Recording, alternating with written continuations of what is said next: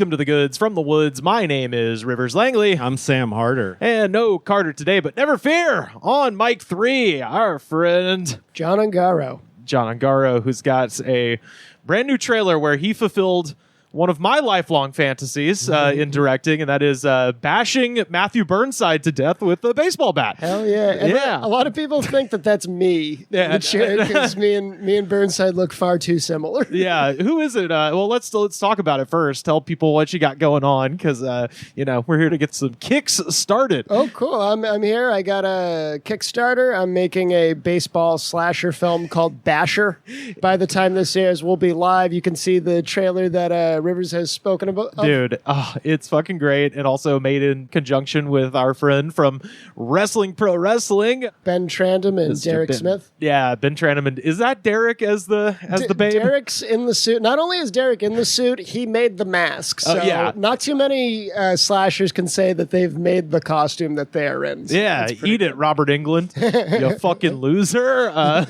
So for those that might not know, Derek Smith and Ben Trandom run the, was it the Sweat Monster Garage? Is that what they call their... the Sweat Monster Shop. Yeah, the Sweat Monster Shop out of beautiful, scenic Whittier, California.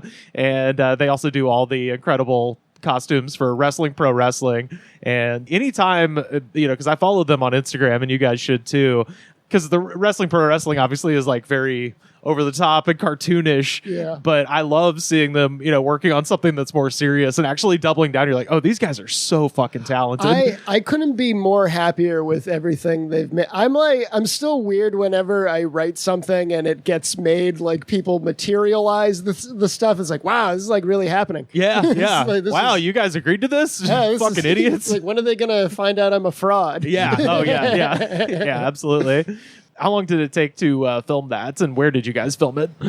We filmed that in the attic of a middle school auditorium that we had access to. Oh, perfect. I managed to get, and we filmed in an afternoon. The kids, if they wanted to, could come up and watch us work a little. And we got to give them a little bit of school, and it was pretty cool. They got very excited about it, and like that was really nice to see. Yeah, we filmed that in an afternoon on no money. Yeah. So imagine what I can do with some money. Yeah. And like the money to be able to have like a schedule. Yeah, that's right. And we had a great time doing it. There's that shot in the trailer where when the ball hits the wall and like one of the teeth gets stuck. Yeah. Yeah, that was a one and done shot. Oh, yeah. I had the ball. We had some fake teeth on top of it. I threw it, hit the wall. We all saw the tooth stuck in the wall.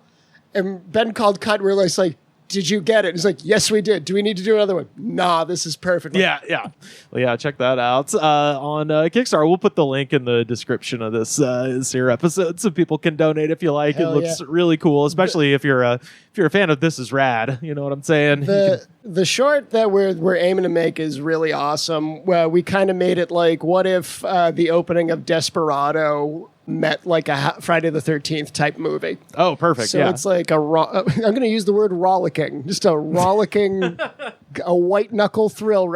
Hell yeah. What other and how many films have you made thus far? We made a werewolf. Me and Ben made a werewolf short together a few years ago, and this is sort of our second collaboration together. And we had such a fun time making the werewolf one. We're like, we got to do another one. And last time was mainly we did a whole transformation. That was fun. Oh, nice. 4 days of filming. 3 of those days were all transformation stuff, and that was American Werewolf in London style. Yeah. I remember.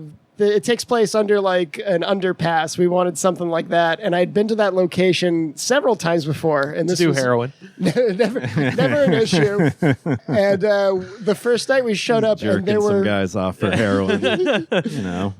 There were so many bats underneath the overpass, and it took a half hour to just clear all the bats out. And it was like, you guys were not here any other previous time we were here.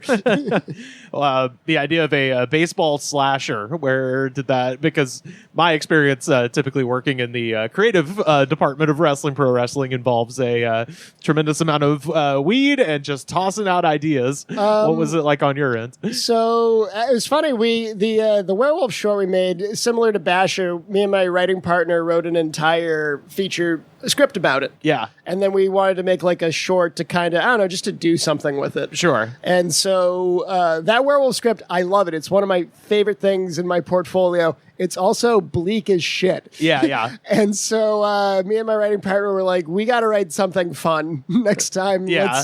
We can't be in that headspace for so long. And then we stumbled on a old mask of a certain baseball player whose family is litigious. Uh-huh. Who's definitely, we have done enough to distance ourselves look-wise Okay, sure. from him yeah. on the mask. I'll show you a photo here. Oh, yeah. We found that one. That's a creepy mask. That is a And- creepy mask. and- We'll send that to me. We'll put it up right here so the people watching on Patreon can see. Oh, hell yeah. Yeah. And we were like, do we want to write a horror movie around this? And we just thought of it more. We're from Massachusetts, and we have like the Cape Cod League there. And we were like, oh, that's your summer camp. Oh, okay. So So- that's like, is that minor league? Yeah. And a lot of people get discovered out there. So yeah, that was our setting. It's set in Cape Cod, and it's just like a good old fashioned 80s slasher film. Although I'm not doing the like 80s pastiche thing. Right, it's right. Definitely its own. It's not. There's nothing. There's no wink and a nod to anything. You mentioned the bats. Did you have any anything that you ran into as far as troubles making it or anything like that? So far, well, production wise, all we had was like the teaser trailer, and Right. so for us, it was we were in an attic with no ventilation. Oh, okay, yeah. In September Yeah, of that- okay. last year. And so it was a very hot day, but I remember the nose damage that Burnside has would start to sweat and slide down his nose Yeah. as we were filming, and we were just constantly just pressing it down and like trying to keep it on for as long as we could. Yeah. And, yeah. Well, hell yeah. Well, check out Basher and kick some money in if you've got it. It's going to be fun. I'm pretty excited to see the finished product. Thank you. Yeah, I remember with that teaser trailer when we were thinking about it, I just kept thinking in my head, I'm like, Mortal Kombat Fatality. What do we... Oh, yeah. There we go. What do we do? I spend so much time watching supercuts of Mortal Kombat fatalities. That I'm like, I got to do a thing like that. Does he point to the bleachers? Ooh, yeah, we could definitely have that in there. Okay, For yeah, the sake. yeah. We're not citing any specific baseball player that did that, you know. Yeah. Yeah. What you been up to this week, Sam? Let's get into our goods from the week. What you Goods been from up the to? week. What have I been up to? Oh, I went on 3 job interviews on Thursday at Pavilions, then at Lowe's, then at Ralph's on La Brea. That's the one. That's got the kosher section, right? Yeah, And I have yeah. I have a funny story about that. Oh, yeah?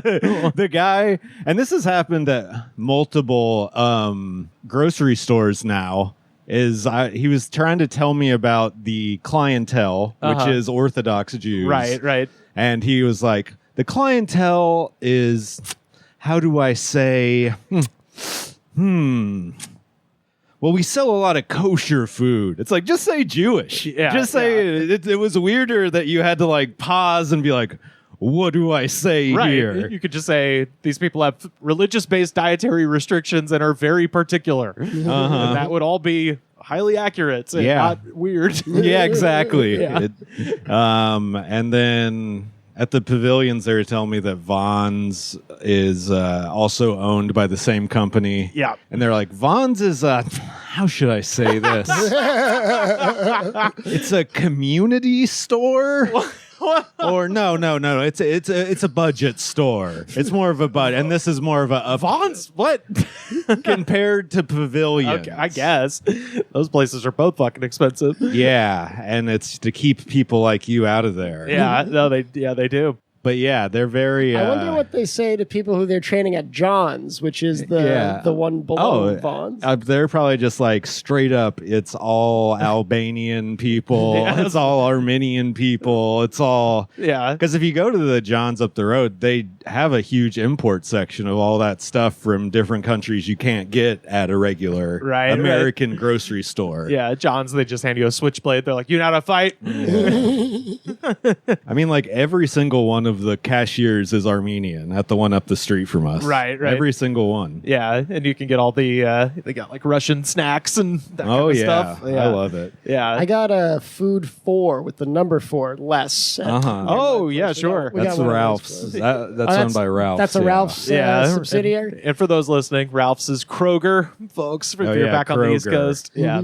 So, All the grocery companies are owned by like 3 fucking companies, so they could just ruin our food supply in an instant. oh yeah, absolutely. So, did you hear back from any of those people? Yes, I did. Hell yeah. But not to incriminate myself, No, let's not go further into No. which job offer I accepted. I also went to Lowe's, where a guy, heavily tattooed man, just started talking to me about metal. Wait, the genre or the substance? No, the genre. Could go Damn. either way. It Yeah. could go either way at Lowe's, yeah.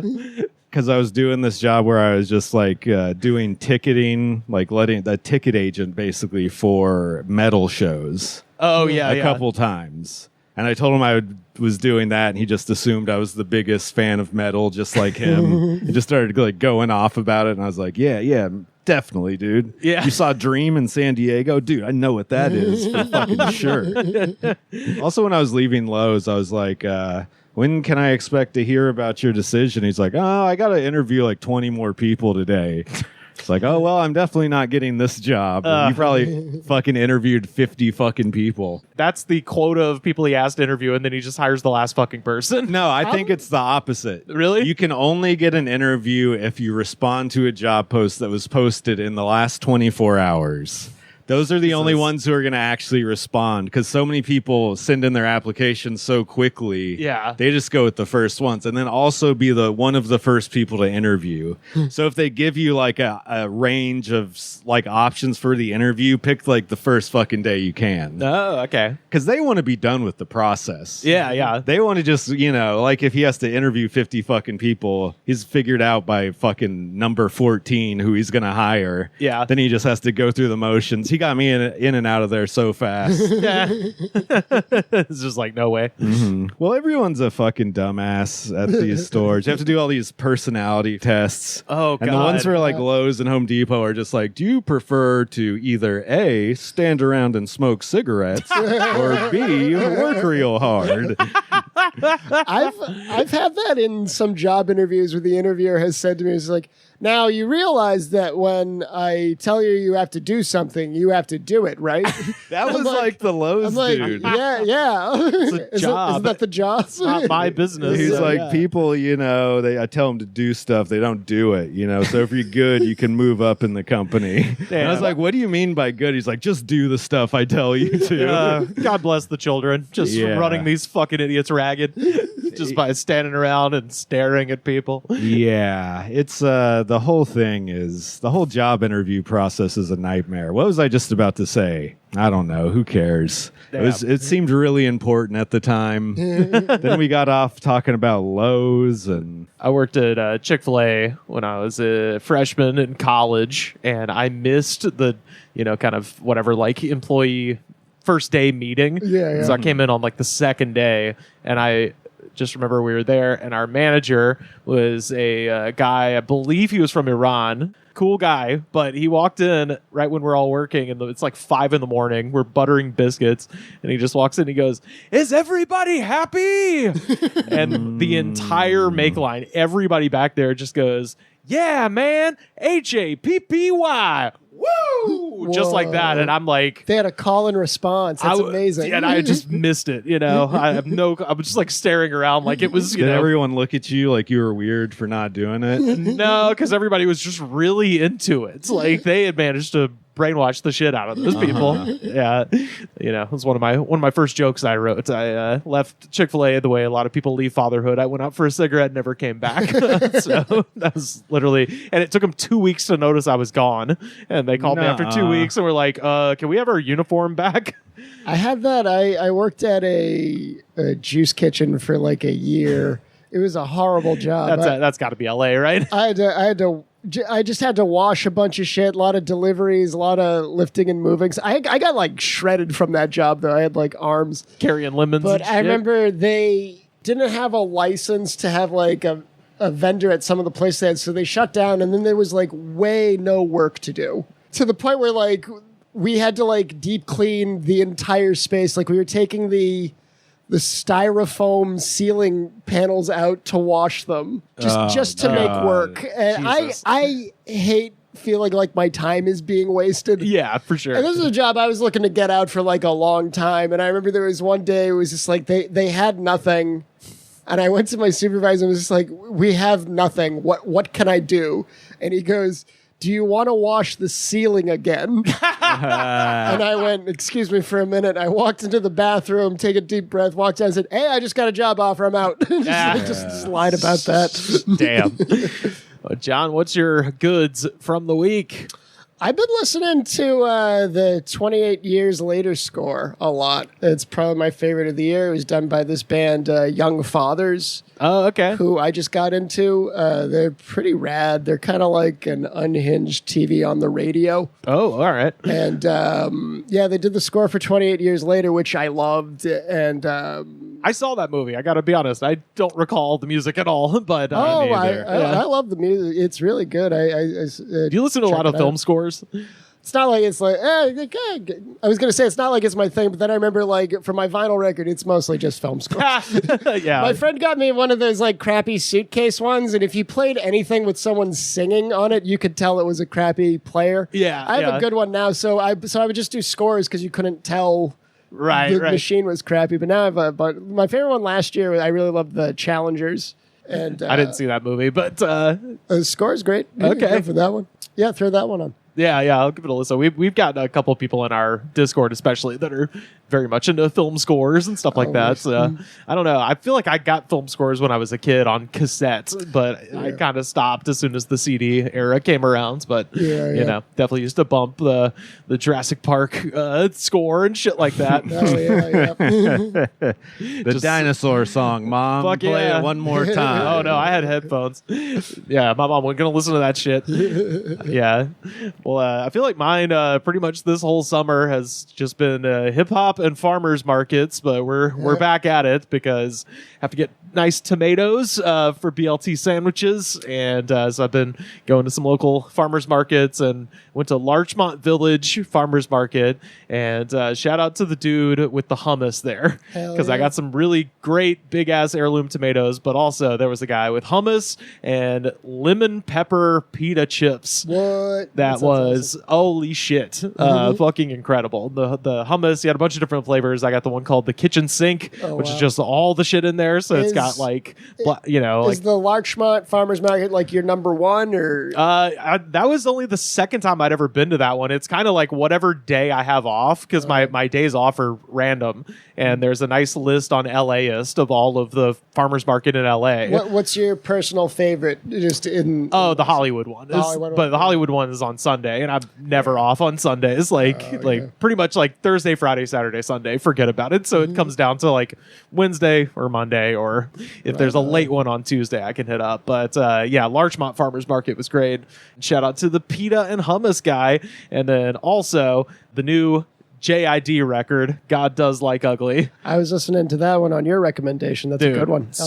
Fucking good. This has been, a very, very strong summer for hip hop, I think. Yeah. Between Clips and J.I.D. and Tyler, they just keep pumping them out. But that one, the song K-Word with, first of all, Pastor Troy, who I haven't heard from in fucking years, is a feature on that one. And VCR's got Vince Staples on there. And then, of course, Community with the Clips is a banger. So, yeah, it's a good summer. What have you been listening to? A lot of newer hip hop this summer, Sam, or you've just been sticking to the classics? No, I've been listening to like KRS-One. Oh, fuck yeah. I'm going so far back. Hey. I'm going to like before I was born. Rap is something you do. Hip hop is something you live. Exactly. You got to listen to the Professor. Oh, yeah. He's got a lot of strong opinions about everything regarding hip hop.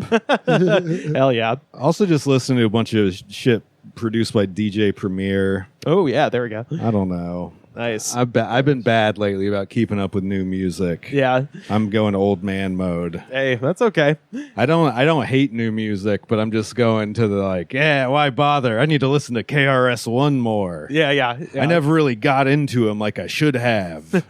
Got to revisit the Was it LL Cool J that he was beefing with for a long time? No, it was MC Shan. Oh yeah, that's right. Is that called like Cross the Bridge or something? The bridge is over. Bridge is over. Yeah, there we go. And then Nice. there's a funny interview where he I think it might be on Beef or whatever, that one of those old DVDs where he talks about it happening. Yeah. And he's so like, he's just such an animated guy when he's talking about anything. Yeah. But yeah, he's the professor, the scientist, the scholar, the everything. Everything he calls himself. Yeah. No, that's the one I remember. Is rap is something you do, hip hop is something you live. That's You got to get into all 5 elements of hip hop. Yeah, that's right. It's all like 5 elements, guys. Yeah, it's like Islam. It has 5 tenets. It's very Can you name them? MC, B-boy, graffiti, DJ, and is it skating? Didn't they throw that on there? We're gonna bring in skating. No, I think he did throw that in there.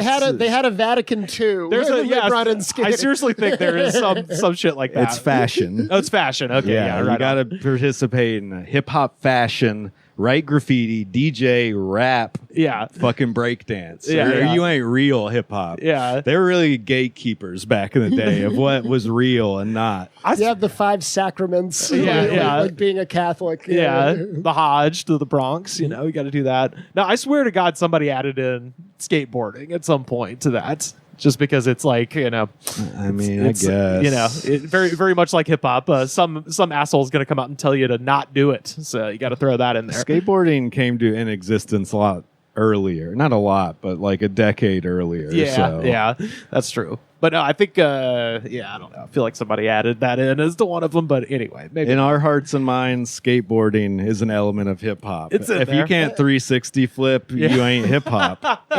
All I can think, whenever I hear skateboarding, all I can think about is my 4 years at college and never seeing someone be able to hit a kickflip. No. Like there'd be a guy, he'd like skate by, you're like, oh, what's he gonna do? No, I fucked up. Every time for 4 years. It's like, I never saw someone do a kickflip. Yeah.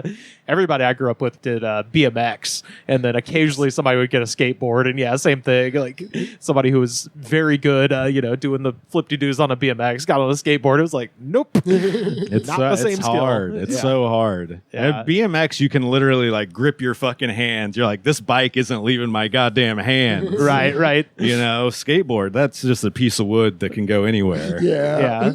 The only thing I ever figured out how to do, and I say figured out as if you could just do this immediately, but stand on the back pegs and ride on one wheel. Oh, yeah. Popping a wheelie. Yeah, but it was like on the pegs, so it's almost like cheating, because I couldn't do it from just like the pedals, like a seated position. It was just basically using it as a rolling device. Have you seen the kid on the street who just rides up and down the street right here doing wheelies at night on his bicycle? Oh, yeah. He does it all the time. He's gonna be like the Michael Jordan of being able to pop wheelies. Yeah, honestly. I've seen him do it like almost the whole way down the street. Believe it or not, that kid, MK Ultra. Yeah. I believe They're it. teaching them wheelies in MK Ultra. At least he's not on a damn tablet or in front of a computer screen. right. These kids don't pop wheelies like they used to. That's right. Off the back pegs. Well, yeah, that's the goods from the week.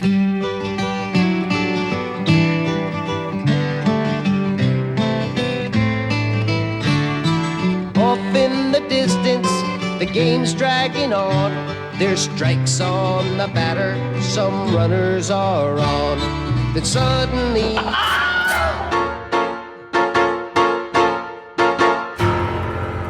I got a couple of little news blotter stories I just wanted to run down with y'all because I thought they were fun. This is from Harry Thompson, writing for the Daily Beast out of Vernon, Connecticut. Firefighters endured a call-out that saw them slice open a children's tube slide with a 40-year-old man stuck inside of it. This is like a fucking playground one? Yes. Oh God. So they were Those things are pretty big. Wait till you hear how he went down the slide. Oh, what did they do? So Connecticut responders were called out to an elementary school in Vernon around 4:30 p.m., which again, you're like, I could see if it's like midnight and you're drunk walking home, but this is broad daylight. The guy is just like, hey, I have an idea. Officials from the town of Vernon Fire Department said the man had tried to bend at the waist to make it easier to slide, leading to a shocking stop that saw him become wedged both head and feet first. Oh God! Tried to like go in, like the way you like do a weird like jackknife into a pool, I guess. Like He just tried to self-suck. Yeah, I know. Wow, That's the easiest way to describe it. Yeah. he flew too high on wings of wax. it's fucking. I was like, why would that be the position that crossed your mind ever? Maybe he thought it was going to be like a bobsled, and if he got his head down, he would go faster. I feel like this, straight toothpick takes up way less, vertical surface area than I think it. I think bending you're. all the way I think over. you're definitely right about It's that. fucking crazy. You're going in a way also that's compressing your organs. Yeah. in, Oh, yeah. so, like- Yeah, that's a spinal injury. Yeah. Oh, yeah. So temperatures at the unusual scene were high, but despite the man's uncomfortable position, there was little to be done beyond inserting ventilation for him and eventually cutting the slide open, a process that took around 30 minutes. The man has not been named, but it is understood to have been in extreme discomfort throughout. I'm like, yeah, I bet. Yeah. So, images showed teams of specialists, and I looked this up, but the picture is not that great. You just see, his ass kind of hanging out as they cut him out of the slide. But images show teams of specialists eventually pulling the man wearing camouflage shorts and a maroon t-shirt free of the spiral tube. I was like, what is this, fucking me? Jesus. Quote, while this is a unique call for service for the fire department, the professionalism shown on the scene was exemplary, the service said in a Facebook post. So what do you think happened? Like, what happened at 4:30 in the afternoon that this guy was just like... I mean, if he was like really intoxicated, I feel like he possibly would have been arrested. Yeah. Because since he caused a whole scene like this. Right. Wouldn't that be like your humiliation is enough of a punishment sort of thing? I would. They're going to make him pay for the slide. Sure, Yeah, exactly. yeah. I think a lot of the times now they're like, if you just wasted the emergency fund of this city for your stupid bullshit and you're drunk, that's your fault. Yeah. This isn't an accident. Oh, yeah. I think he could be a guy who's just walking down the street and got, was just feeling a little wild that day. Maybe he does it all the time. And this is the first day it went bad. When's the last time y'all went down a slide? In the last year. Yeah. I can't recall. I went to a water park like 10 years ago, or like when I first moved out here, like 15 years ago, or something like that. Wait, did you go to Raging Waters? Maybe I don't even remember the Bill and name- Ted Water Park? I don't even remember the name of the place. Every like slide should just be called the birth canal in like a water, because that's all it's recreating basically. Yeah, It's yeah. like- I'm just thinking of playground slides. I think I went down the one across the street in like 2014 because we were filming a Hush Money sketch over there at the playground. They're rebuilding it right now. Are they really? Yeah, they're rebuilding it. I went down head first and immediately regretted it because I got shot out directly onto my fucking elbows and head. Yeah, I went down one. There's a playground next to a public parking lot in Pasadena. Ooh, nice. And they have some, some kid type stuff. Yeah. They have one of those carousels. They've nerfed carousels. They've made them so not They dangerous shouldn't at all. have them. Yeah, well, they've made it so not dangerous at all that it's okay to have one. Yeah. You're having to put some effort into spinning that thing, and it doesn't like just keep going on its own. Yeah, the what, like half ton, if not more, metal fucking merry-go-rounds that they had. Oh, Well, they also have these Fantastic. things that are like chairs, but the bottom is globe sort of thing. And if you sit in it, you'll lean back, but not enough to fall. oh, I've seen those. And yeah. if you just keep turning like your whole body weight in a circle, you'll start spinning in it. And I think that's a new thing kids do. Yeah. Looks like an easy way to fuck yourself up if you're an adult, but I was able to Yeah. do it. Damn.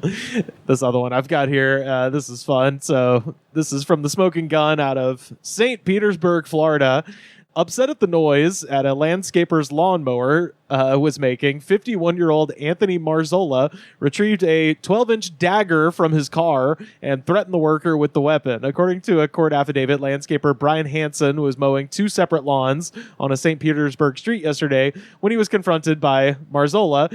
He was allegedly pointing the dagger at Hansen and yelling that he cannot be mowing.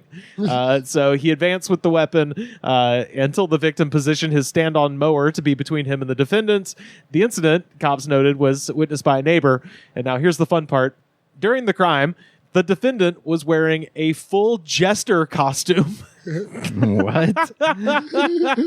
Was he trying to film YouTube videos at home? Is that why he's mad about the mower? The background noise? So while the report does not indicate why Marzullo was at home wearing a full Jester outfit in the middle of the day, it seems likely that the getup was related to his operation of the psychedelic Jester smoke shop.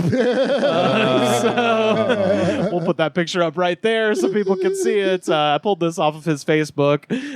So yeah, How old is he again? He's 51. Yeah, he's a little too old for this. Yeah, A little too. It's not cute at 51. That is such shitty facial hair. oh dude. Yeah. It's shitty facial hair, and also the caption of "Do I look like I'm kidding?" is so fucking funny. So he's charged with aggravated assault, and Marzullo was booked into the county lockup, and he's got bail, like- $15,000. He looks like a ratty Errol Flynn. Yeah, a little Like bit. if Errol Flynn slept in his car. Yeah, instead of the walls of his home, spying on people. If I went into a place that was called that, I would just assume it was a regular store. Yes, of And course. then if I went in and there's a guy dressed like a jester, I'd be like, I don't know if I need to be coming back. I think I'm gonna go. Because also it's the vibe of a guy who would pull a dagger on someone. Yeah. And having a dagger's, I think, pretty illegal in a lot of places. Yeah, well, and this didn't have a better description, but it does make me wonder, like, how much of a fantasy element is involved with the dagger. I mean, you have to be a much- fantasy guy to even Yeah. want a dagger. There's no use for them other than to stab someone. Yeah. You can't even claim it has like a utility purpose because it's sharp on both edges, or on sides, Where does the fantasy end and where reality begins for this guy with this Yeah. dagger? That's the big question. Yeah. I mean, I bet he has a bunch of medieval weapons at his house. If he's into like pretending to be a jester, it doesn't just stop there. What was like the material of a jester? Would you know? What they would actually talk about? Like what kinds of jokes would they do? I mean, they would shit on the king. They'd make fun of the Famously, king. that was like the They'd fart real loud. So these are like the roasters of their day. They're Yeah. like the roast battlers of their day. honestly, yeah. And he would like basically make fun of people for the king. Be like, Yeah. hey, doesn't this guy suck? And the king would be like, yeah, the No, jester's fucking it's hilarious. how they That like speaks to me. Yeah, it's how they like roast the dais, like Oh, similar, wow, like yeah. the Earl of whatever is shit. Yeah, based on what I've read, I think it varied kingdom to kingdom, country to country, but generally that was the jester being the one person in the realm that was able to Would you get shit on the king. Would you get booked at different castles, or would you be exclusive to a castle? I don't know. You'd be exclusive. Yeah, you'd people be- didn't travel like they do nowadays. Road comics did not exist in the No. Yeah, medieval well, times. they had balladeers that would travel. Okay, So, yeah. and there's a great painting at the Getty Museum called "The Italian Comedians," and it's like three kind of like late Renaissance era of just these like traveling. And Sebastian Maniscalco. Yeah, exactly. Yeah, it's him, and I guess Andrew Dice Clay, even though he's not really Italian. Yeah, but yeah, this guy, I don't know. I like I said, I was wondering if the dagger had a fantasy element to it. I bet the handle was decorative. It's hard to believe it wasn't. I bought at a flea market that I found I think it was a $12 dagger that had like a fake silver like stallion's head on the top, and I started carrying that around with me on my pizza deliveries after I got robbed in 2005. So nobody ever fucked with me, but I mean I was ready with a hilarious giant dagger. If anyone wanted to come, How to me. big was it? It was a 12-incher. It was fucking Like big. the blade was 12 inch? Oh, yeah, Or yeah. oh my god. I'll put a picture of it right here on the screen so people can see it. Yeah, I do have a picture somewhere. I'll have to Damn, find we it. got to get you a jester's costume. This could be your Halloween costume. Oh yeah, there we go. Yeah. Also, I wanted to shout out the smoking gun because they did refer to the arresting officer as the jester arrester. So, Yeah, there you go. well done. When they get to the bottom, I go back to the top of the slide. Then I stop and turn and I go for a ride. Then I shut to the bottom and see you again. Yeah. Well, do you or don't you want me to make you? Yeah. Coming down fast, but don't let me break you. Yeah. Well, tell me, come on, tell me the answer. 'Cause you might be a lover, but you ain't no dancer. Look out, helter skelter.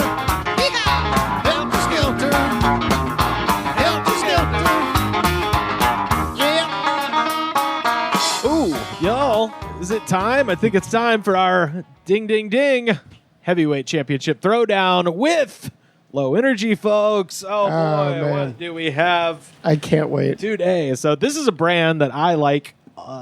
Generally speaking, I think they have a couple of very strong flavors. My number 3 overall, as a matter of fact, is from this brand. But when they hit, they hit. When they don't hit, oh boy, they're mid. So let's hope for a hit. John, why don't you tell the people do what we we've got got for them today? We got a 30 energy. 3D, baby. This is 3D. No, oh, I like nice. 30. 30. Yeah. Cucumber melon. Ooh, A flavor I okay. had never seen in the energy drink field before. Yeah, that's true. I'm into like a cucumber flavored drink. Oh, hell yeah. Ooh, I like how this time when you introduced the segment, you went, "Hey, y'all!" I normally you just go, "Y'all," because you did it in like what was the guy's name who did the speech that he ended with "Hee-ah"? Oh, Howard Dean? Yeah. It had an element of that in it, and I appreciated it. Cheers, folks. Oh, let's give it a... It smells fucking weird right off the bat. Oh, God. Ooh, It yeah. smells like a cucumber water that was infused at a fancy restaurant, but then left like around for it- a couple days unrefrigerated. It kind of just sits. The flavor just sits in your mouth. Like there isn't like usually That- when you drink something, there's like an aftertaste. It's like Yeah. no, the first taste you get, you're stuck with that. This is right. It has... Okay, this is going to be real specific, but it has the kind of carton taste that like school milk has. Like as far as it, I don't even know if it's you're saying it's not even an aftertaste. It's just immediately you're like, this tastes like it's been sitting in waxed paper. Yeah. It's No, got I a agree. weird fucking. It tastes like watermelon rind. You know when you bite it a little too hard into the last piece of the watermelon and you get the rind? Yeah. You get that instead of like a fake watermelon flavor. All rind. Yeah. Yeah, oops, all rind. Oops, all rind. I really don't taste cucumber at all do. in this. Do you? You get the cucumber right at the top. Yeah, there's yeah. definitely more. It almost definitely stays more on the- melon than It cucumber. the cucumber almost stays on the tip of your tongue for some reason. Gatorade has a cucumber lime flavor. That one's That's great. my favorite. It's great. Gatorade flavor. Yeah. And there's I know this because Boo. I went to the It's all about gray. I went to the Gray. Yeah, the gray one. The gray. Oh, you mean like the Arctic ice, Oh, I think. yeah, yeah. It's all about gray, man. You got to get that gray liquid. Gray water.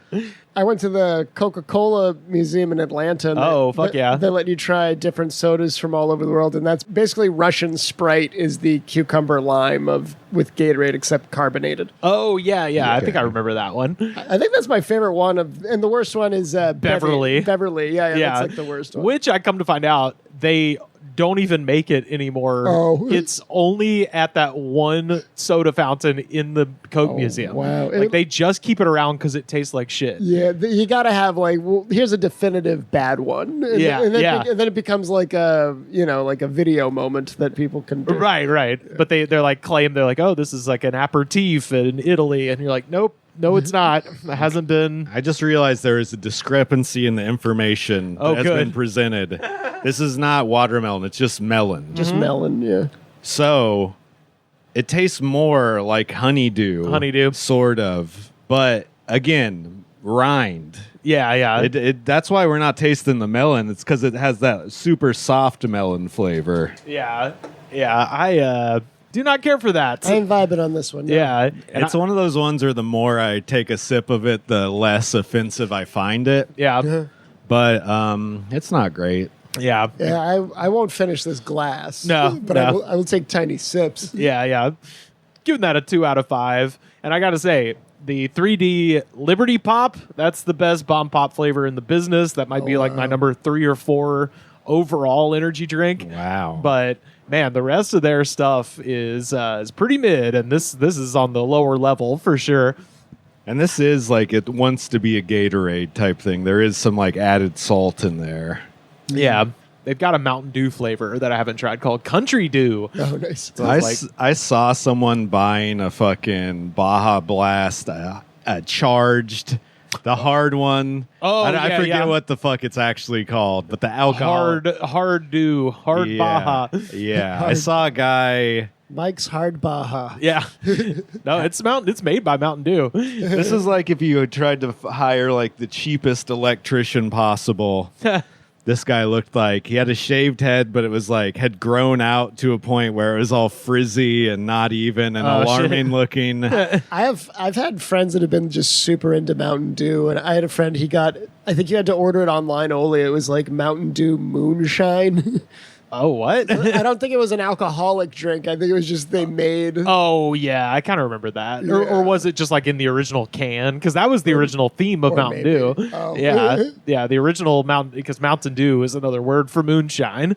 And the original one was meant to be mixed with whiskey. And that's why the OG logo is a hillbilly. And he's shooting through his own hat with a cork. And their old slogan was, "It'll tickle your innards." Growing up is realizing that every soda is meant to be a chaser first. Like that was. Oh, yeah. Oh, Okay. yeah, I kind of Douchine, remember yeah. that. There's a yeah. thing called a Dew Shine, and it looks like it's a throwback. They use real sugar instead of high fructose. I do corn remember syrup. Dew Shine. Yeah, actually, I think I got that when I was out here. Would this be the Dew of RFK Jr.? Yeah, yeah, potentially. What do you say out of 5, John? Yeah, 2 out of 5. 2 out of 5 sounds too generous. Yeah. I'm gonna go 1.5. Okay. out of 5. I That's definitely fair. will not venture back to that. I'm one. giving it a 3. I don't completely hate it. I would rather drink this. If my only choices were this or Red Bull, Yeah. I'd choose this. Oh well, yeah. I'd take Red Bull. That's me too. I'm a weirdo. I kind of like the flavor of Red Bull. No, I've come to find out through doing this segment that I am the weirdo. In fact, because I think it has the same effect on me that like a black licorice jelly bean has, where I'm just like, duh, I reject this out of hand. But most people are like, It they kind don't of mind tastes it. like if you turned sweet tarts into a soda, you could like a bag of sweet. I like a tarts. bag of sweet tarts. I do not like that fucking Red Bull taste, but that's just me. So the CEO of 3D is 33-year-old fitness influencer Christian Guzman from Sugar Land, Texas. Sam, he's a Texas boy. That's like a suburb outside of Dallas where rich people live. Yeah. So, according to the website, his vision for 3D to energize everyone, to spark breakthroughs, and unite a community of achievers who never settle for average. Why are they all every ad copy for an energy drink is like this? We Yeah. go this will have you taking the extra step. Are energy drink people like the biggest Randians on? Oh, yeah, on I mean- they also everything I read and see from like an energy drink owner seems like they're like huge Ayn Rand people. Yeah. Oh, it's well, yeah, because they're all like weird gym rats who are just like, I made myself into a mountain of meat. Why can't you, loser? Like, I think this is a sort of thing where it's almost like alcohol, where it's like you've found a legal way to sell drugs. Yeah. You're selling a thing that people 100% get addicted to. Speaking of, have you guys ever had Original Four Loko? oh, Yeah, yeah, fuck oh, yeah. yeah. I was, we're old enough. I was One of alive in 2010. One of the most irresponsible. Oh, yeah, yeah. No, I blame. I don't. The college kids are at fault for Yeah. dying. I don't blame fucking. It's like blaming Panera for the charged lemonade death. It's like, yeah, do you really have to tell someone don't drink fucking 16 of those? It's like that person was going to die anyways. Like we're all going to die anyways, but they're going to die in a stupid accident. We got because 2009 we just did our 2009 episode over the a couple months ago, and that was the year Four Loko went from, I think they were a $4 million industry to like a $40 million industry. wow. Like that was the year they blew up. Oh, wow. And so for the taste test for that one, that's what I got. And I don't know why I didn't just get one can of Four Loko to split between me and the other 3 people on the show. But I was like, well, I got to get 4 of them. And It's in the name. yeah, exactly. Yeah, so we got 16 locoed up, and Kyle and Keith definitely got very drunk, and I drank a quarter of one of those things, and I don't drink very much. So I was like, I have to stop now or this show isn't going to happen. Like, Yeah, a quarter of one of those is like a regular beer, Yeah. probably, because I think they're like 12% alcohol or something insane. well, that's the thing is they made him take all the shit out of there as far as the guarine and all that, but they just doubled down on the alcohol. So they're just really alcoholic now, like probably more so than they were back in the 2000s. But when I see people drinking flavored beer now, it's never Four Loko anymore. no, it was It's kind of like hard to find for Loco. Steel Reserve makes a flavored God, thing Steel now. Reserve. I see people drinking. Yeah. But yeah, Guzman, he's from Sugarland, Texas, as I mentioned, and he runs a athleisure brand called Alphalete. So if you're an athlete, but also an alpha. And if you're God. a fan of Alf, Yeah. he's on all of the sportswear. It's like, are you a fan of advertising on social media? Because we hit every fucking mark of the what's in your algorithm. Are you alpha? Are you a big dog muscle man? Well, this is the fucking place for you, dude. Do you wake up every morning and watch videos of the guys being like, you need to get up and get out there today, make some money and grind. Well, that's what take this- care of your family. That's what this guy is. That's all. Like- All these guys are that. Yeah. and then they all end up just selling like gift cards for training sessions and fucking supplements. Yeah. So he also has a 30,000 foot gym near Houston called Alpha Land. And That's like just having a mega church for no reason. It's- you don't need that much gym. No man needs that much gym. I was reading about Alpha Land. It's got photo studios.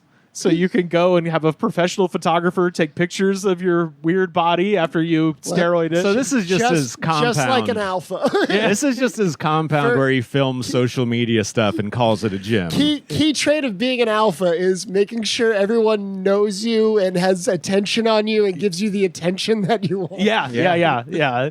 We call that getting alphed. I think his quote was something to the effect of, I want people to come here and vlog the way people go to Disneyland and get pictures with Mickey. So it's like a whole, like, he wants it to So be he's a selling place. tickets for influencers to come film there. Kinda like the gym membership. It's like that's kind of what they want you to do, which is why they have the photo studio. And Oh, God. apparently, at some point, he said he's like, yeah, we've even got a pizza oven. And I was like, you know what goes great with losing weight is pizza. No. After your workout, you need to eat 3 slices of pizza after. That's my kind of workout. I mean, that's what I would do. But I The kind of guys who hang out at gyms are usually like in the sauna jerking off other guys. I don't think the gym's just the chill spot. You know, Yeah. maybe it is for some people. Well, they've got they have the saunas, they've got the basketball courts. He said they have actually 3 gyms within the one compound, so maybe there's varying levels of intensity for each gym. Sorry, you're only level 1 alpha. there You ever- can't go into these other rooms yet. Has there ever been like a positive connection with the word compound? I feel like whenever I hear the word compound, it's connected to something really bad. No, not really. I guess not. Yeah, I was going to say the Jurassic Park compound playset, but I guess the dinosaurs ate people, so it's probably not a good one. Yeah. What do you call a good compound? That's what I was Because thinking. there got to be a word for it. Because a compound is just a thing that exists. Right. I don't know. Maybe if, Listeners, let us know. yeah, what's a good? what's a good compound? That isn't like a cult and doing lots of crime. It isn't run by people who should be behind bars. Yeah. Yeah. So at one point, Guzman had 1 million YouTube subscribers, but unfortunately, he had to quit the channel due to an Adderall addiction. But he's back now. But now he has less than 1 million. So I feel bad for him. He like fessed up. He was like, shit was getting too crazy with the Adderall. I'm gonna have to step away. It's not alpha to be an Adderall addict. And now he's like down to like 976. Why are you doing those dork drugs? But So yeah, now he needs 30,000 more subs to get back. yeah, something like that. He Yeah. already has the gold You know YouTube what? plaque. He's good. I'm gonna find him and I'm gonna sub. You got clean. I'm gonna reward you. Yeah. Comment, I don't like your cucumber melon drink, but I wish your best. I wish you your best in your glad you're recovery. Glad Turn down you're the clean. melon, turn up the cucumber. It'll do better. Yeah, there we go. Yeah, but we're glad you're clean. Okay, we're glad you're turning your life around. According to the International Business Times, now here's something that was very scrubbed from the internet, and I could not find this. But according to International Business Times, he was the guitar player in what they called a boy band when he was a teenager. But I could not figure out which one. Hanson style. I think Because it can't be like a Backstreet Boys style because they don't play instruments in that. Right, that's what I was thinking. I think the International Business Times might not know the cultural implications of the phrase boy band. I think they just mean he was in a band when he was a teenager. Okay. But I couldn't figure out how, like, what a major, on what level this band was at, what gym they deserve to be in of the three gyms, you know. But I did go looking for his music, and that's very difficult because he has a guy who's like remixing a bunch of music and then he's releasing it under his name on YouTube, but it's just for like workout. So it's just like the most, just, you know, AI music. it might as well be, you know, that kind of like ambient kind of DJ music, and then somebody, you know, it happens all the time, like that kind of thing. But I found one thing of him playing guitar. So this is his jam session, and it's funny because it sounds very similar to all of the other crappy music where I'm just like, why don't you just do all the music yourself? Why are you hiring a guy to remix your shit?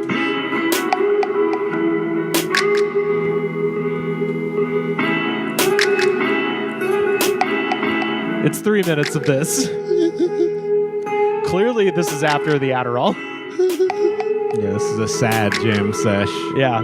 This is the kind This of is like the background music they use on Headspace when they're describing something to you. It does just sound like a generic YouTube ad. Yeah. So this is literally it. I couldn't find a single other thing. And it's called What's Up, Doc? Yeah, it's What's Up, Doc Flip. This is just a jam sesh, though. So, anyway, just wanted to shout out Christian Guzman. Your energy drink is mid. As You they got a say. pretty nice guitar, though. Yeah. He's got a nice, I wonder if that was taken at the compound. He's got a super flexed bicep. You know he's got a studio The in kind there. of flex you would not have playing guitar. Right. Yeah, I mean, that's photoshopped as shit the more I look at it. Now, is this guitar next to where all the guns are at the compound? Because every compound must have a lot of guns. In Hey, Texas. there's 3 gyms. It's a gun show. Oh, hell yeah. That's right, yeah. Oh. That's right. But yeah, 3D, get better. They have the ability. Their Liberty Pop is fucking good. Yeah. They have the power. Just need to step it the fuck up. Has anyone commented on this track? Just one person that says, where can I download this? Has there been a reply? Nope. How many years ago was this post? 8 years ago. Yeah. How long? And it was uploaded 8 years ago. Damn. Yeah, So yeah. people, it had a lot of attention when it dropped. Yeah. You would think with all the Adderall he was taking, he would have the focus to tell him where he could download. Yeah, I know, right?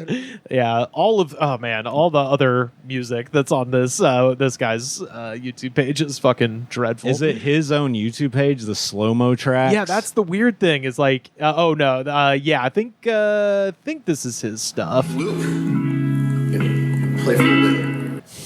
Yeah, Oh, so it's a loop. yeah, It's not even him playing the whole time. It's him playing over a loop. right. What a piece of shit. Come on, I what are we hate doing? this guy. Oh man, Invite us to hang out at the compound. We'll record a podcast at the compound. you know they have a studio. You They know for better. a fact they have a They podcast probably studio have built several in. podcast studios. Yeah. Pump it up until you can feel it. Pump it up when you don't really need it. Don't really need it. We have a segment on this show where we talk to our guests about their hometown. And today, John Ungaro comes to us from Wilmington, Wilmington, Mass. Massachusetts. The most boring town in the world.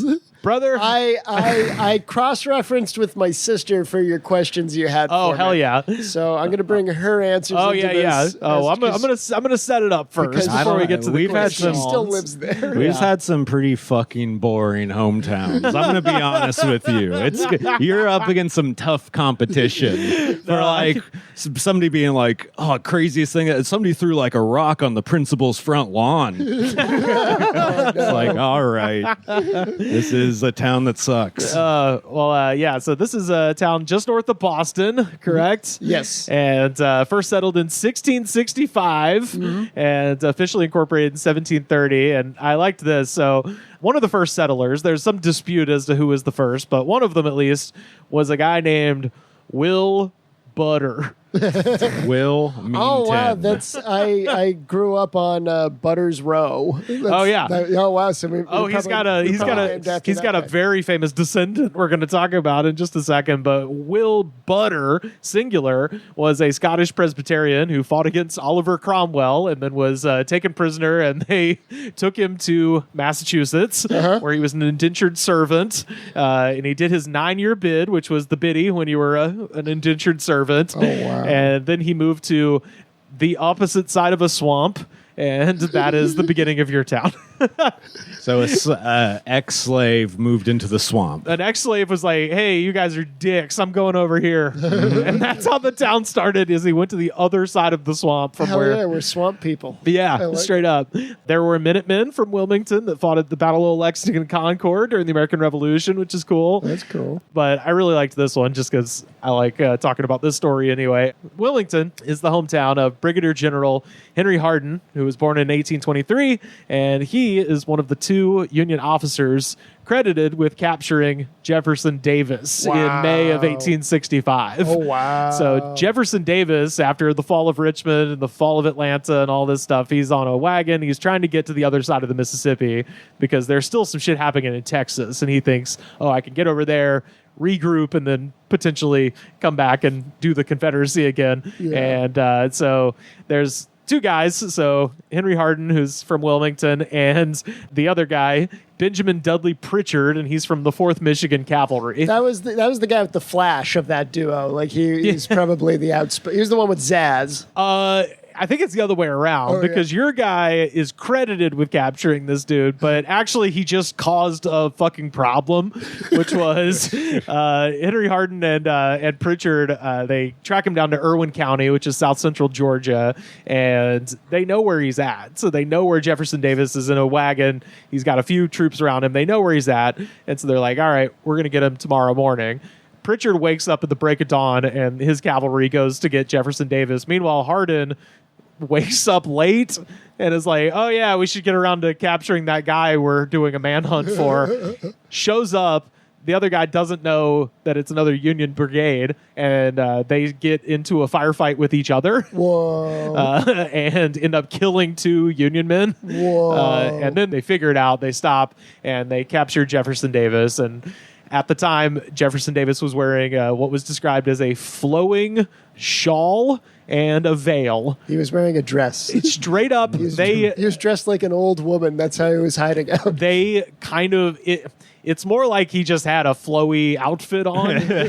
But believe me, every Union newspaper was like, motherfucker was wearing a dress. Like, they would depict him in like hoop skirts and shit. And he got tackled in a creek. He was trying to run up this muddy bank, and some guy from the Michigan Brigade jumped on him. That's how they got him. Did he go back home to Wilmington and announce Jefferson Davis has been compromised to a permanent end? Yeah, that's right. Yeah. No, he was actually living in Wisconsin at that point. He left Wilmington when he was 18. Too big for Wilmington. Straight up, he had kind of an interesting life. He was like, to the sea, which is everybody seemingly from Massachusetts in that era, and then came back from there, and that was around 1849. So he came to California for the gold rush, lost every cent he had, and then had to go back, and then was like, not good. And then that's at the point he was like, Wisconsin, and that's when he went to Wisconsin. So that's where he ended up serving out of for the Civil War. But yeah, there was that guy. Oh, Wilmington is also the home of the Baldwin apple. Oh yeah. That was first cultivated by William Butters, plural, who's the grandson of Will Butter. So I don't know why. Somewhere they gained an S. They gained an S at the end. They were like, no, it's an assortment of butters. we have brown butter. We have so Baldwin apples were at one point the most popular apple in the United States, but got fucking owned by Red Delicious, man. Yeah, man, I'm siding with Red Delicious. Yeah. I'm not siding with my hometown apple Yeah. that I just learned about. So while not extinct, Baldwins are very difficult to find in stores. Some trees can still be found wild in abandoned orchards in New England. And Damn, they must suck real Well, bad. yeah, those are very bad apples. the reason I included this, though, is because there's a historic marker in Wilmington. And you know how back in the day there was that old thing where they would say, "Oh, hold your tongue and say apple," and it sounds like asshole, you know, asshole, like that. Yeah. Well, this monument looks closer to the latter. Oh, God. Put that up right there. They forgot to put a stem. They forgot the stem. Also, they put it at an They angle. put it at the Yeah, weirdest angle. terrible It angle. literally looks like an asshole. Yeah. Have you ever seen this before? No. Dude, it's amazing. I saw this. I was like, boy, I know it was probably the 1800s when they put this up, but If you're being kind, it looks like an eyeball. If you're being joking, it looks looks like a like- tit. yeah. It If looks- you're being realistic, it looks like a butthole. It's sort of like the first design for the residence. Yeah. It's like, nah, we can't do that. Yeah. Just have it be full on eyeball. Oh, God. Also, tell me if this is a thing. I just saw this on the Wikipedia, and this was fucking hilarious. So, according to Wikipedia, Wilmington residents have always gone to the Silver Lake Town Beach and dug a large hole. The largest hole was 12 feet deep. The Silver Lake Town Beach is currently closed because it's absolutely filled to the brim with E. coli. Yeah, I again, my town has no identity. Have you whatsoever. dug the hole? They make it seem like They make it sound like you're permitted. You have to do like it. it's a Midsommar kind of Yeah. like festival where you It's- dig the hole and then bury someone It's in a it. coming of age ritual. Yeah, yeah, Have you ever heard of people doing that? No. I knew it. I was reading that shit on Wikipedia. I was like, My- they're like, everyone goes to the, you got to put your time in the hole. And furthermore, 12 feet is not that impressive. I got to be honest. If everyone is going, If There you were was- one guy, it'd be pretty Yeah. impressive. There was one like sort of year where my town was kind of had like a little bit of a sauce to it. There's a boom It of was- shovels sales. It was for 10 years. There were always Sonic ads in Massachusetts, even though there were no Sonics. And then they opened two Sonics, one in Reading, one in Wilmington, and then that was the only time like Wilmington was like a little bit popular for like a split second. they got a cherry limeade. that place does not exist anymore. It was, Sonic went out of business? Gone within a couple years. Damn. Sonic. They've gone downhill. I went home during lockdown, and like I said, my town's very boring. I don't think it has much of an identity. But then I went back home and I learned my hometown's like a big Trump town. Oh, yeah. To a That point, makes sense. To a point where they have, I imagine it went away for 4 years, and it's probably back now. They had a Trump store. Oh, Where sure. people can buy that, and. My parents' neighbors, we didn't know anything about them, and then we knew way too much about them. Oh, God. And I don't know if I can. I probably won't give you these photos, so you'll have to describe them for your viewers. But Okay. this was on their front lawn one day. Oh, just an inflatable Donald Trump that's flipping the Flipping bird everybody with off. both He- hands. He's got kind of a Charlie Brown. He looks design very to much him. like Charlie Brown. Wow. And then, guys, Christmas came. You got to put up your Christmas decorations. Oh, no. right? He's So got we woke up one day. There's a Santa and- version? and the neighbors had this as their decorations, Oh, that is an AT-AT from Empire Strikes Back. AT-AT. like an come on. inflatable one. And then at the legs of the AT-AT is a All Lives Matter sign. Yeah, hell yeah. All robots matter. Yeah, and it was. I went from like my town has no identity to my town has identity. Do you think I they don't watch like the identity. Star Wars and root for the Empire? I mean, I think they probably just were at Lowe's and were like, oh, I like that movie. Yeah, I think that's I've never seen a big gray dog before. They have no idea what it is. Someone said on Reddit that the worst thing about living in Wilmington is the pig farm in Tewksbury makes the Target parking lot smell bad in the summer. Oh, God. And as I've said on this segment, you know a town is really chill when you search the town on Google News, and it's mostly obituaries. yeah. But I did find they have an independent newspaper called the Wilmington Apple that's maintained dutifully by a just a citizen of the town. I think that's a thing that I have heard of that you have mentioned. Yeah. Yeah, I've heard of it. I have not engaged with it. I found it on Facebook, and they publish the police blotter from every week, and this is last week, and I was like, this is aggressively quaint. So this is it. By the way, I'm not cherry picking. This is the whole thing.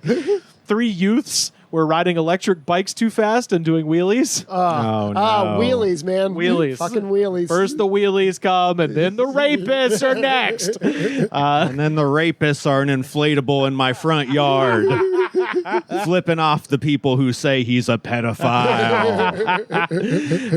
Police How do moved. they justify that now? Send those kids to El Salvador. Dude, I love the just logic twist on the Epstein list where they're like, they try to set you up, dude. If you're big, they try to set you up to make you look bad, dude. Yeah. Now Bill Clinton, though, that's the real. Yeah, well, you need to worry about Joe Biden and Bill Clinton. Yeah. Police moved a flock of wild turkeys from the road. There's a cop earning their keep in the community for once. A neighbor was blasting music too loud at 7 p.m. Oh, no. I was like, I think, So this is just a town where the young people do a bunch of crimes and get away with it, and the old people call the cops on any Yeah. perceived annoyance. Oh, yeah. And then also, and this one, the fact that this got addressed, I was like, this is good. 2 solicitors from Verizon were going door to door without a permit, and the cops made them stop. Good. Fucking solicitor. But You need to have a permit to solicit. Okay. yeah. Oh, they were. In areas like this, they make it against the law because they don't want people walking through their neighborhood. Yeah. Because the Verizon door-to-door guys might be black. Absolutely. They don't want that. Yeah. So I was trying to find, because I'm going to ask you about the best food, but I always try to dip down into those Yelp reviews and try to find the worst food. And this is a place called Red Heat Tavern. Have you heard of this? I drive by that. I hear it's fine. I don't. Yeah, it's next to the Burger King, which I remember when that Burger King moved in. Whoa. I could ride my bike to a Burger King That's crazy. and get the crispy fries whenever I want. Yeah. So the Red Heat Tavern has a lot of good Yelp reviews. I want to stress that, but the bad ones are pretty funny. And John, I'm going to need a good, solid Massachusetts accent because I can't do a good one. So I got some selections here. This is what some upset people are saying about the Red Heat Tavern. Vegetables tasted like propane. I love that one. That was such a specific one. How can you mess up chicken tacos? Chicken, salsa, cheese, and lettuce. Here is how they messed it up. Poor quality tortilla, hardly any chicken and curry sauce instead of salsa, and then you charge $20? Curry. I love how fuck it that is. Like, oh, we're out of salsa. Would not. That one's red. I don't think I bet they're one of the places that's like, we're doing fusion here in Wilmington.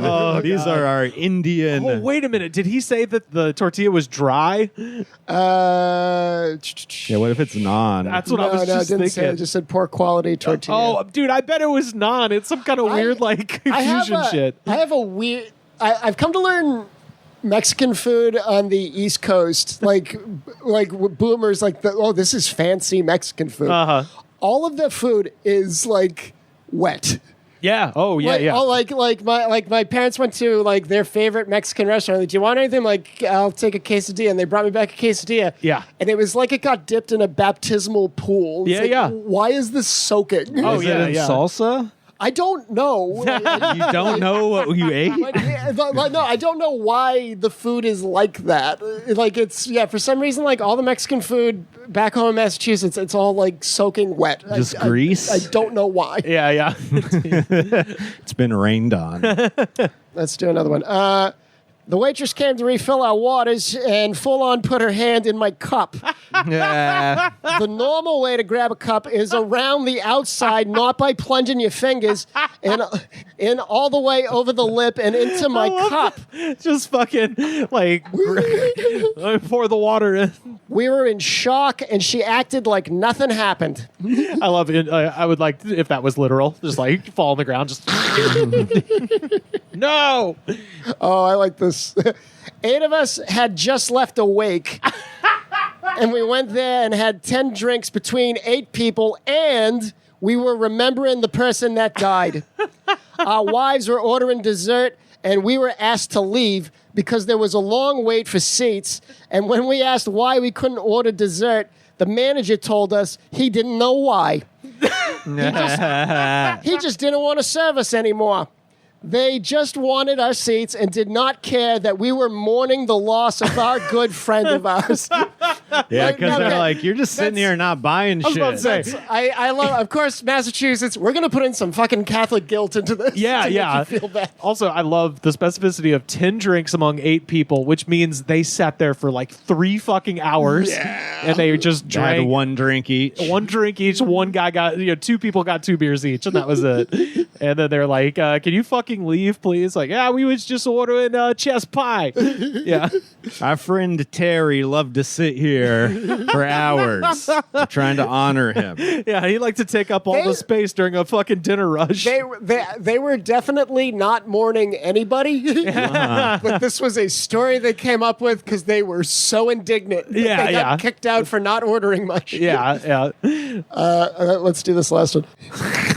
I'm 9 years old. What a start. While we were at Red Heat, we were not waiting 45 minutes to get our food, and then people who got there after us got their food before us. Enraging. Simple. Absolutely enraging. I just love a 9-year-old who's already Just so like bitchy. Just an angry 9-year-old. I'm going to take this to the internet. Yeah, on yeah. my mom's account. yeah. The parent put him I up would- to that. I would love There's it. no Oh, way. I know mom wrote it just so, because it's a small enough town to where the guy who owns the place is going to see it and be like, oh, I upset a 9-year-old. It definitely wasn't the lady who calls the cops on the electric bike kid. Right. Yeah. Oh, yeah, 100%. We're doing wheelies. Yeah, absolutely. This 9-year-old better watch out because if he's doing wheelies, Oh, yeah. he's yeah. going to Alligator Alcatraz. Well, let's get to the questions. First up, John Ungaro of Wilmington, Massachusetts. What was the incident? You know what? I did come up with like a kind of scandal that was pretty good. We have a local supermarket chain called Market Basket, and it's a family-owned business. And I guess in 2014, they were trying to oust the main CEO, Arthur Demoulas. And I guess What a great name. I guess Arthur took very good care of his employees. He paid them well, and he gave them all good benefits. And when everyone heard that he was getting ousted out and probably like all their good stuff was going away, everyone struck to make sure that he stayed on the board, and they won. And they got wow. to keep their benefits. My sister says she thinks they actually got bonuses. Striking for the boss is crazy. Yeah, I know. Well, he was a boss that took good care of him. Yeah. So, and then I guess recently there's been a new kerfuffle. It sounds like inboard fighting, and they're trying to push Arthur out again. So, Oh, damn. based on what I skimmed, I could be completely wrong. Okay. Question 2, local legend. My sister responded, Wilmington has nothing.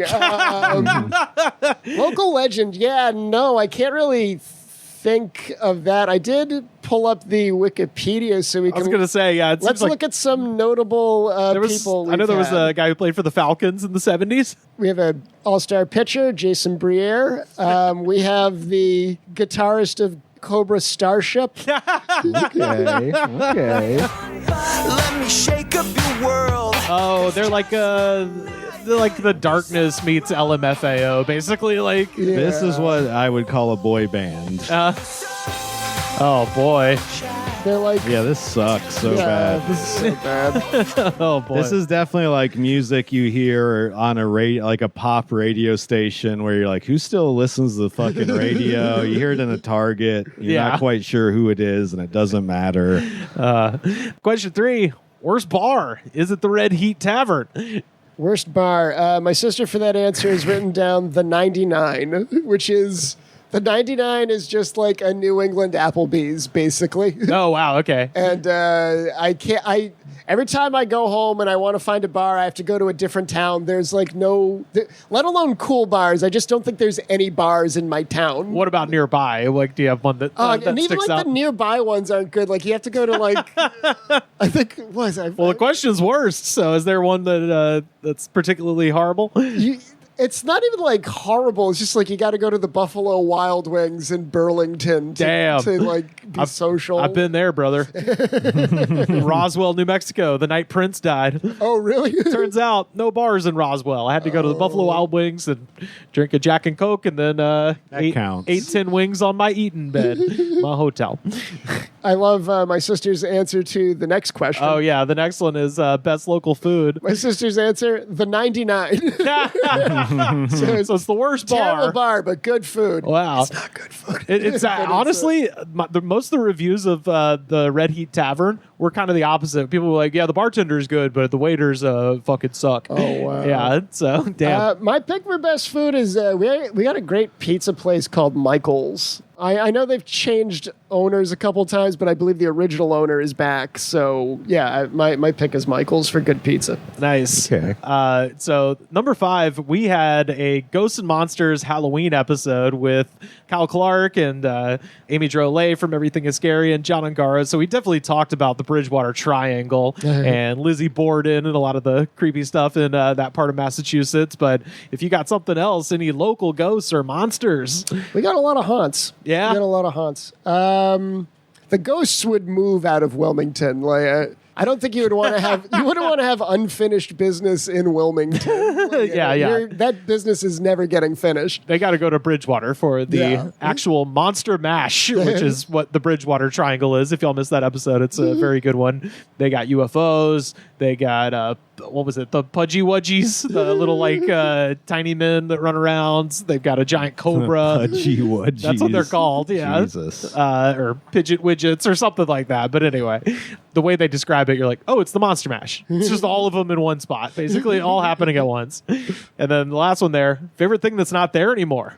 There was a toy store that was nearby us. We would walk over there to get Pokemon cards. Remember that? That's not there anymore. God, you could have paid for a And college education I with that know. shit. I do think about how much money was spent on those stupid fucking things. No, but I mean, Yeah. now they're crazy valuable. Are they? Only Okay, some maybe- of them. Only maybe- some of them, but yeah. That's like baseball cards. My sister says the place has been taken over by like a cult, like an MLM cult or something like Ooh, that. what are they selling? I don't know. She didn't go into detail on it. Shit. My answer for thing that I miss, you know what? I'm gonna attribute to the Sonics that disappeared. You made us Sonics. You made us a bright star for like 6 months, and I thank you for that. And you know what? I like a cherry limeade, and you were always close by with the cherry limeade. Hell yeah. Well, shit, that is a tour of John Ungaro's Wilmington. Yeah, we got some blood out of that stone. We did well there. Massachusetts. Oh, yeah. Well, as soon as I saw the Jefferson Davis thing, I was like, well, that's something. It's a corner of America where history's alive. It's Boston and the Freedom Trail, traditions that survive. The spirit of Massachusetts is the spirit of America, the spirit of the old and the new. The spirit of Massachusetts is the spirit of America, the spirit that we want to share with you. For your free Massachusetts vacation kit, call 1-800-624-MASS. Y'all, we have time for just one more segment. And of course, this is our jam of the week. Oh, fellas. I like this song. I fucking love this song, baby. This is Toto, self-titled, first album, 1978. Hold the line, everybody. This is one of those songs where I'm like, I know. How can you be crazy while listening to this song? You should just be having a good time, not posting crazy YouTube comments. What was it like for Toto to first put together just the opening of that, and they're just like, oh, this is fucking on right now. Oh, Like, yeah. Oh, absolutely. It's got the kick and fucking guitar in this.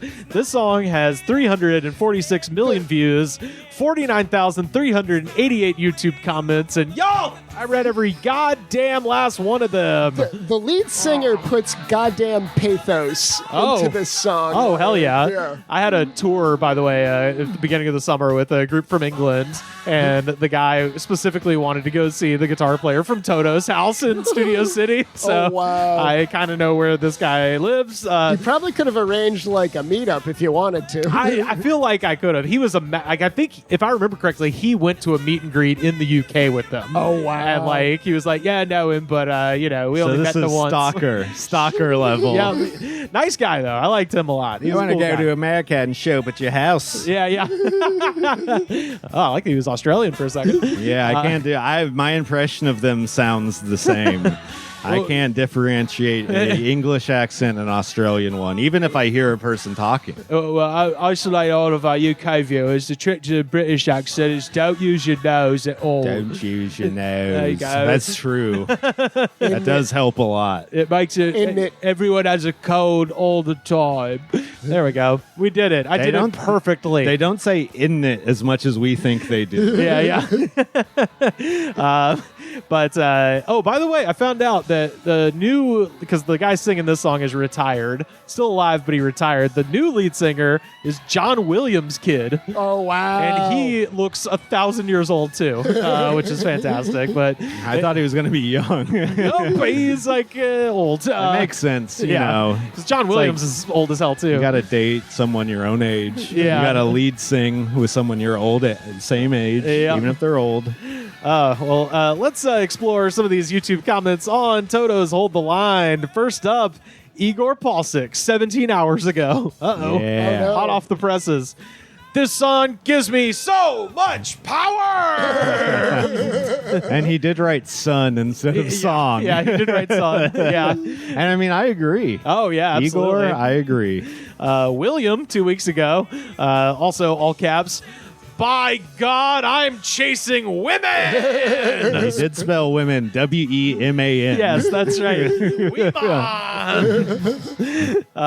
And hey, this is a good song to chase women to. Oh, yeah. I can't lie to you. Oh, absolutely. You chase them through the woods. You chase them through the streets. Yeah, anywhere. Fanny Mendez, 18 minutes ago. Oh, no. Oh, no. Here I am at 10:35 at night. Listen to this beautiful song, hoping that the fool who let me go dedicates it to me. Anyway, this will all pass, but this song, oof, divine. It's always good when a woman's thinking about her ex in a YouTube comment. Hang in there. You're gonna get through this. Oh, yeah. You're gonna get Fanny. through this, Fanny. You're a million years in you. old. I can tell by your name, but you will get through this. So famously, this song is featured in Grand Theft Auto San Andreas during the flight school portion of the. I mean, it's on the KDST radio, but it's when you're training to fly a plane, this is the song that plays. So there's a lot of people just talking about the good times learning to fly a plane in GTA. But this guy's got a reaction to all that. This is J8387 from 2 years ago. Y'all talking about GTA? You losers will never know the lifestyle of an outlaw in real life, running from cops, pushing dope, getting drunk while the homies late into the night, busting guns into the air and smashing trashy women, and then having to put that life aside and reminiscing to old school tracks like this. GTA, you fucking posers. This is such a weird song to push dope and shoot guns to. He's calling our asses out right now. That is exactly what I think about me doing. It's with playing this song. GTA? But I'm just a poser. Yeah, absolutely. At the end of the day. Chrissy Parfait. I think they know what getting drunk with their friends is like. Chrissy Parfait is a great name. Holy hell, I love that. Hey, listen, when you Tim Heidecker account. Yeah, straight up. When you expand out Basher into its full length. Oh yeah, well, we need a Chrissy Parfait. If we get to make the feature film, Yeah. I will name a character Chrissy Parfait. So she's doing a little parody here. It's not in the way that you talk shit about me behind my back all my life. Oh, Hold the line. Yo ass whooping isn't always on time, bitch. Oh. Chrissy's coming for you. Another knives mad out. woman. Got knives out. Notch it Susu from 11 years ago. I hate Katy Perry because she's a flatulence factory. But even if she sang better, these guys are still the best Toto band ever. I was like, I like how Katy Perry catching strays in it. I like how in a one sentence thing it fell apart at the end. This is the best Toto band of all time. You You keep your farting Katy Perry away from my... As opposed to all the other Toto bands out there. Yeah. Which is Weezer. James Simmons, he's got to take here. Actually, Insane Clown Posse just released an album with a epic Toto sample. Oh, shit. Oh, shit, We should really? check that out after this. I'd be hell into yeah. that, yeah. James Simmons from 4 days ago. Females with love in them, they sing this song, and they're still not hearing what he's saying. I might not always be home on time. Will you wait and hold the line? Ooh. So this guy is is a cool out. guy. Kind of turned into a personal ad. Oh, yeah, definitely. Yeah. I will be late sometimes. I will smell like... I am tardy, and you need to be cool with I'm that. going to stink like booze and perfume, and you just need to and fucking hold on out. You also cannot ask why I am late. Yeah. This is also a weird song to womanize, too. Yeah. Oh, But yeah. I guess Well... when you're a womanizer, no song is off limits. Yeah, well, in this video it features the band, and again, this is 1978, so everybody's got a perm, very, very 70s. The lead singer kind of looks like Pedro Pascal a little bit, big fucking mustache. And as a response, Maddie Steele 1 month ago says, "Who here wants a perm haircut after watching this badass sing? Open shirt with the chopped meat showing through. He's got more butt than an ashtray back then. Salute to you, sir."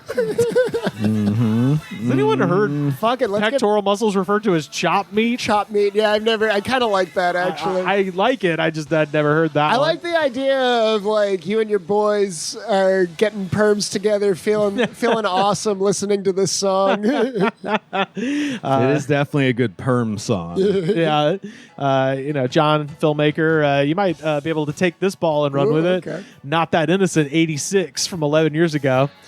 I can imagine this being in an intro to a movie.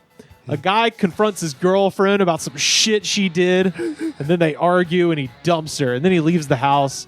And when he's walking about in the streets, he's got mixed emotions. And that's when this starts to play. The idea for the rest of the movie? I don't fucking know. You got to link up with this guy, John. I think that I'm gonna venture a guess and say that that's Aaron Sorkin. And this was He's doing the walk and talk. These were the beginning phases of the Social Network script. Got a couple more here. Hafiz 9/11, 10 years ago. Again, this is about the video. Tucked in shirts, tight pants. How the fuck could it get better? Don't get me started about the guitar. I'm suddenly in the mood to go to a supermarket just before closing time and scream this at the chocolate. Love isn't always on time. I was like, oh boy. Boy, you sure annoy Screaming. everyone around. You think you're funny, huh, sir? You think you're just hilarious. Absolutely. This one is Austin Coates 3 years ago. I have never cheated. I have been loyal to the very end, but somehow, woman, I've always done me wrong. So maybe some men would rather just be lone wolves. But then again, discipline clearly makes these women believe that's okay. If you're a standard for a relationship being treating someone good is just not cheating on them, that's not a good. That's a pretty low level Yeah. standard. Well, that's not the whole package, Sam. He says, hell, put a GPS on a woman's phone with agreeable commitment. There's ways to get around that, but at the end of the day, it's only about the men and women and no one else. So whoever breaks the circle, they shouldn't be in their lives then in that case. And that's the Bible speaking. A healthy lifestyle. Jesus fucking Christ. I was like, I love that In the healthy lifestyle includes put a GPS on a woman's phone. It says so in the Bible. Yeah. Deuteronomy says put a tracker on that woman's car. Also, if your thing is like, I've always not cheated and I always get cheated on, so something's wrong there, and it's not always their fault. Last two here, and these guys are competing for the coolest guys in the world. Hell yeah. Eddie K, 4 years ago, after falling out the door of the 7 Rooms of Gloom social club at dawn on some Sunday, saw this older woman going to church. She smiled at me. I was so embarrassed, I put my head down, promptly vomited on my shoes. She laughed. Then I got on my Yamaha RD350 and rode home. This tune was playing as I fell through the door. It was fun. What? Like puking on your shoes in front of a fucking. So you got lady? really drunk, puked on yourself, Yeah. drove a motorcycle home, and then fell through the front door. They're like, that was cool. And finally, Stinky Fungus from 1 year ago. Hell yeah. I had a younger buddy in the early 2000s. Shit, he fell for this skirt hard. And yeah, she was one of those kind of girls, typical daddy's girl, heartbreaker. Tried to tell him he was headed for a rough road. I could see all the signs. It's because I was a decade older than him. I've been there, done that. But of course, he was getting some, so he wouldn't listen. Anyway, one night, she insists that me and my girl go with them to this karaoke sushi bar. Very expensive place, but I could easily afford it. And I knew he couldn't. I'm not much of a karaoke guy, but love me some sushi. So I say, yeah. Food was good, but his girl was ordering the most expensive cuts on the menu. I could see the panic starting to build within him. He was going to be short on his portion of the bill. So I grabbed the waiter and I asked him to pour me a double of Makers. I had a few beers, had a light buzz. My drink came and I tossed it back like a sailor on leave. My girl looks at me with a raised eyebrow and I just grin at her. It took a few minutes for the whiskey to hit and I was feeling it full on. And then I just walked up to the stage, put on my shades, my leather jacket, and I selected Man-Eater. So I love it. It's not even this fucking song. Yeah. I selected Man-Eater, and that night, I just killed it. First, last, and only time I've ever done karaoke, but I was inspired. I got an ovation from everyone in the bar, and it went right over my bro's girl's head. So before the bill came, I told my buddy I had to take a piss, and I looked him in the eyes, cocked my head towards the bathroom. He followed. Once in the men's room, I handed him 3 hundos and sternly said, Where is this going? Where is this going? I handed him 3 hundos and I said, you catch my message to you just then, Sean? She's a man-eater. He looks down on the floor and mumbles, yeah. You're smarter than you look then, I said. It took him 6 months, but he paid me back for the sushi. Never asked him to, though. He dumped the bloodsucker the following week. Those two had sex in that bathroom. Yeah, Those two fuck absolutely yeah. had sex in that bathroom. Love isn't always on time, you know? Oh, Anyone boy. who says they killed it at karaoke was just drunk as fuck. The first, last, and only time, too, crucially, which I Well, love. he had a whole costume. He had a leather jacket and sunglasses. He threw on. So funny. And I love that it took him so long to write that the YouTube video changed to Toto's Hold the Line. Oh, boy. Well, yeah, that is Toto with Hold the Line. Fuck yeah. Ripping ass guitars. Hell yeah. Our jam of the week. Hell yeah. John Ungaro, where can people find you on the internet? I'm on Instagram. Just find me John Ungaro there. There's not many John Ungaros in the world. Yeah. And right now I've been so dedicated to this short film, and I'm so excited that it's out, and I'm so happy that people can see it, and I think it's a genuinely kick-ass thing, and I look forward to making the thing and with everybody's help. Oh, yeah. So yeah, Basher on Kickstarter. Oh, So, yeah. check us out. We have amazing prize tiers, including one of them is get yourself Simpsonized by a professional Simpsons animator. So that's one of the exclusive tiers. Nice. Another tier we have is for the first 50 people who sign up for it, we get a custom-made Mad Ball of Basher. Ben is making himself. Oh, sweet. And so that's a cool exclusive thing that you can only get from us. So, Nice. Yeah. Hey, you know what? I'll throw this in here. How about this? If you guys donate, send me a screenshot of your donation at, whatever you can afford, and I'll pick one of you guys and I'll send you a Goods from the Wood t-shirt. How about Ooh, that? shit. Yeah. Thank So you. go That's awesome. donate to the good folks over Thank at you. Basher. Those are, Will you seal it with a kiss? I don't know, whatever prowrestlingtees.com/thegoodspod, however they deliver it, that's how it's coming to you. But you do have your choice. We got the Western Truck Exchange shirts. We got the Time Foot. We got all kinds of stuff to choose from over there.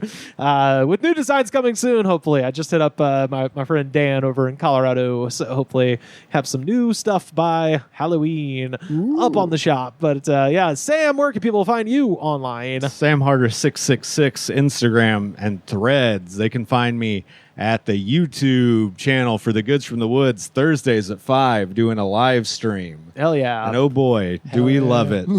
I walked around last week and found some cats. And, Oh, yeah. what else happened? I don't know. How I don't many cats you remember. find? Just 3.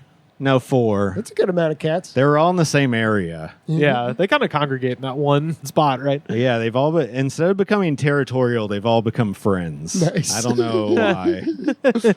You can find me on most forms of social media at Rivers Langley. I mentioned prowrestlingtees.com/thegoodspod. Buy a shirt, make you look skinny on TV. Best way to support the show, hey, if you're watching this, you're already doing it. It is patreon.com/thegoodspod. Second best way to support our show, head over to Apple Podcasts or Spotify. Leave a comment, rate, review, and subscribe. Show the attitude of gratitude, because if you do not have the attitude of gratitude, daddy, they're going to tackle you in a creek while you're wearing a dress, baby. The Goods from the Woods was recorded and edited by me, Rivers Langley. You can find our show on Twitter at The Goods Pod. Our theme song was composed by Jonas, the Space Cowboy. This was a Brain Freeze podcast.